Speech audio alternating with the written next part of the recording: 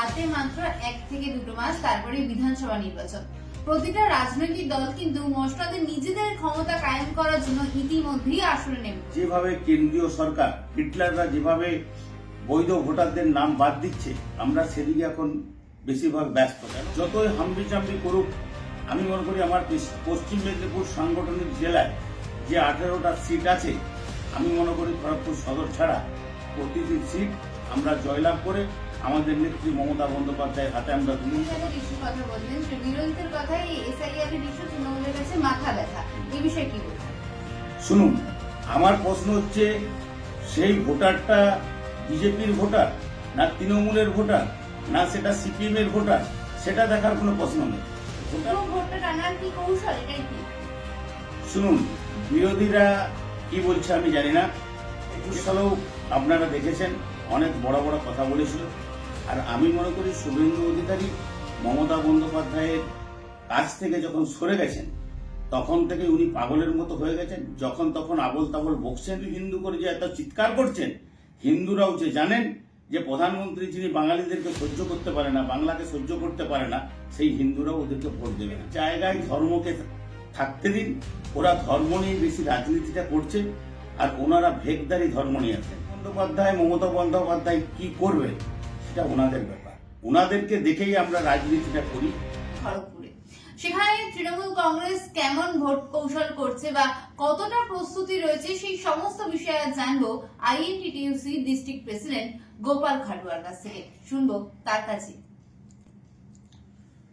শুনুন, এখন পশ্চিমবাংলায় যেসব দলগুলো সারা বছর ধরে কোনো কাজকর্ম করে না, বসে থাকে, আজকে তারা ভোটের জন্য দুয়ারে দুয়ারে ঘুরছে। কিন্তু আমরা এখন পশ্চিমবাংলার যে উন্নয়ন এবং ভোটারদের যে দুর্দশা, যেভাবে কেন্দ্রীয় সরকার হিটলাররা যেভাবে বৈধ ভোটারদের নাম বাদ দিচ্ছে, আমরা সেদিকে এখন বেশিরভাগ ব্যস্ত। কেন? আগে ভোটারদেরকে বাঁচাতে হবে, সেটা আগে আমাদেরকে দেখতে হবে। এবং পশ্চিমবাংলার যে উন্নয়ন, সেই উন্নয়নটা সারা বছর আমরা মানুষের পাশে থাকি এবং মানুষের বিপদে আপদে তৃণমূল কংগ্রেস সর্বসময় থাকেন।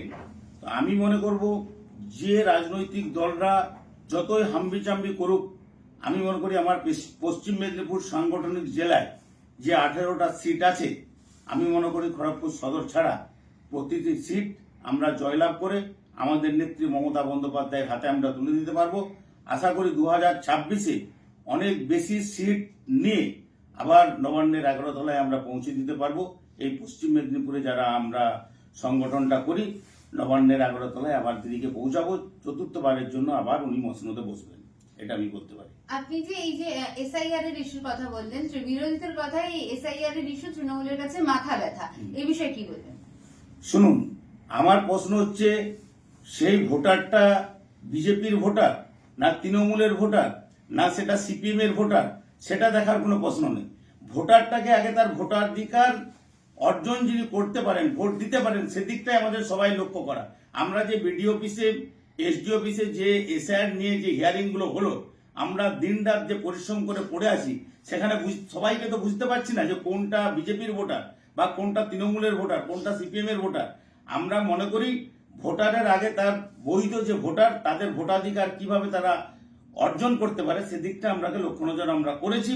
আমরা দিন রাত পরিশ্রম করেছি এবং আমাদের নেতা অভিষেক বন্দ্যোপাধ্যায় এবং আমাদের নেত্রী মমতা বন্দ্যোপাধ্যায় পরিষ্কার বলেছেন, যদি কোনো বৈধ ভোটারের নাম বাদ দেওয়া হয়, প্রয়োজন হলে দিল্লিতে গিয়েও ধর্ণা দেবেন।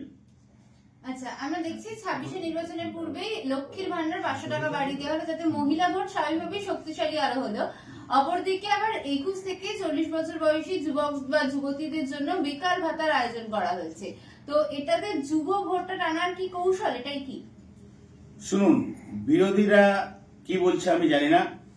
যেটা মানবিক মুখ্যমন্ত্রী করেছেন, বেকার যুবক যুবতীরা মাধ্যমিক, হায়ার সেকেন্ডারি, গ্র্যাজুয়েশন পাস করার সঙ্গে সঙ্গে তাদের ফর্ম ফিল আপ করার জন্য অর্থনৈতিক অনেক মানুষের অবস্থা খুবই খারাপ। এই টাকাটা যদি তাদেরকে সরকার সাহায্য করে, তারা বিভিন্ন জায়গায় ছোটখাটো ব্যবসা বা চাকরির জন্য যারা চেষ্টা করে তাদের জীবিকা অর্জনের জন্য, তারা এই টাকাটা তাদের কাছে আমি মনে করি খুব প্রয়োজনীয়। সম্প্রতি তৃণমূল থেকে বেরিয়ে গিয়ে নিজের দল গঠন করেছেন হুমায়ুন কবির। এবার হুমায়ুন কবির ঘোষণা করেছেন তিনি আসন্ন বিধানসভা নির্বাচনে বহু জায়গায় প্রার্থী দেবেন। সেক্ষেত্রে কি সংখ্যালঘু ভোট ব্যাংকে কোনো প্রভাব পড়বে? আমি এইটুকু বলতে পারি, সংখ্যালঘু ভোট ভাই বোনরা তারা বোঝেন যে কোন জায়গায় ভোটটা দিতে হবে। তারা তৃণমূল কংগ্রেস এবং মমতা বন্দ্যোপাধ্যায়, অভিষেক বন্দ্যোপাধ্যায় ছাড়া তারা কাউকে চেনে না। এটা আমি জোর গলাতে বলতে পারি। আচ্ছা, শুভেন্দু অধিকারী বলেছেন ৭৭-এর জায়গায় এবার ১৭৭টা আসন নিয়ে বিধানসভায় বুক ফুলিয়ে প্রবেশ করবেন। এই আত্মবিশ্বাস নিয়ে কি বলবেন? 2021 সালেও আপনারা দেখেছেন অনেক বড় বড় কথা বলেছিল।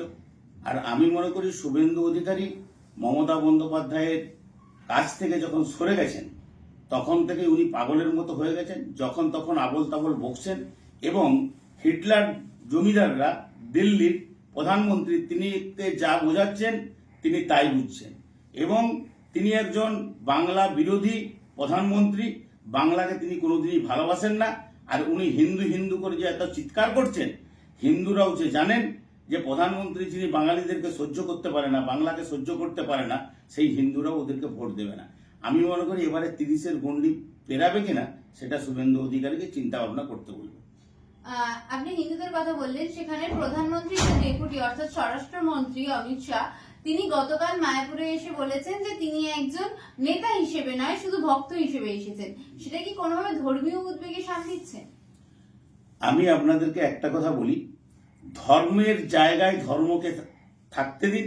ওরা ধর্ম নিয়ে বেশি রাজনীতিটা করছে আর ওনারা ভেগদারি ধর্ম নিয়ে আছেন। ওনারা যদি ধর্মকে ভালোবাসতেন, বাঙালিদেরকে ভালোবাসতেন, তাহলে আমাদের পশ্চিমবাংলায় যেসব মুনি ঋষিরা পশ্চিমবাংলায় দেশকে স্বাধীন করার জন্য যারা অপ্রাণ পরিশ্রম করেছেন, প্রাণ দিয়েছেন, রক্ত দিয়েছেন, তাদেরকে যদি শ্রদ্ধা করতে পারেন না, তাদেরকে পশ্চিমবাংলার মানুষ কোনোদিন ভোট দেবেন না। এটা আমি বলতে পারি। সূত্রের খবর নন্দীগ্রাম থেকে দাঁড়াতে চলেছেন অভিষেক বন্দ্যোপাধ্যায়। এই ভাবনাটা কতটা জোরালো? শুনুন, আমি একটা কথা বলি, অভিষেক বন্দ্যোপাধ্যায়, মমতা বন্দ্যোপাধ্যায় কি করবে সেটা ওনাদের ব্যাপার। ওনাদেরকে দেখেই আমরা রাজনীতিটা করি। আর যদি আমাদের নেতা অভিষেক বন্দ্যোপাধ্যায় যুব সমাজের নয়নের মণি, উনি যদি নন্দীগ্রামে দাঁড়ান, তাহলে আমার মনে হয় শুভেন্দু অধিকারী কেন কেউ প্রার্থী দিতে সাহস পাবে না, আমার মনে হচ্ছে। আচ্ছা, পশ্চিম মেদিনীপুর জেলায় তৃণমূল কংগ্রেসের ভোটের জন্য কি কি কৌশল নেওয়া হচ্ছে বা কতটা প্রস্তুত তৃণমূল কংগ্রেস, কি মনে হচ্ছে? তৃণমূল কংগ্রেস সব সময়ের জন্য প্রস্তুত আছে, যখনই ভোট ডিক্লেয়ার হতে পারে। কারণ তৃণমূল কংগ্রেস 12 মাস প্রত্যেকটি মানুষের সঙ্গে থাকে, তাদের সুখ দুঃখের সঙ্গে থাকেন, তাদের উন্নয়নের সঙ্গে থাকেন এবং মানুষ কোথাও বিপদে পড়লে তৃণমূল কংগ্রেসের কর্মীরা ঝাঁপিয়ে যায়। অতএব যখনই ভোট আসুক না কেন আমরা প্রস্তুত আছি। যখনই ভোট আসবে আমরা যে কোনো সময়ে ভোটের জন্য আমরা প্রস্তুত আছি। তৃণমূল আসন্ন বিধানসভা নির্বাচনে কত আসনে জিততে পারে বলে মনে হচ্ছে? আমি তো মনে করি আগের থেকে অনেক আসন বাড়বে। হয়তো 250-250-র বেশি আসন নিয়েও আমাদের নেত্রী চতুর্থবারের জন্য মুখ্যমন্ত্রী হবে। অসংখ্য ধন্যবাদ। আপনারা এতক্ষণ শুনলেন আইএনটিটিইউসি ডিস্ট্রিক্ট প্রেসিডেন্ট গোপাল খাটুয়ার কথা। তার কথায় কিন্তু তৃণমূল কংগ্রেস সুখে দুঃখে এবং সবসময় সাধারণ মানুষের পাশে আছে।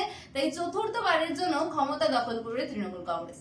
এরকমই আরো নিউজের জন্য চোখ রাখুন সময় 365 পর্দায়। ক্যামেরায় অভিরাম নস্করের সঙ্গে ঈশা ভক্তের রিপোর্ট, সময় 365 খড়গপুর।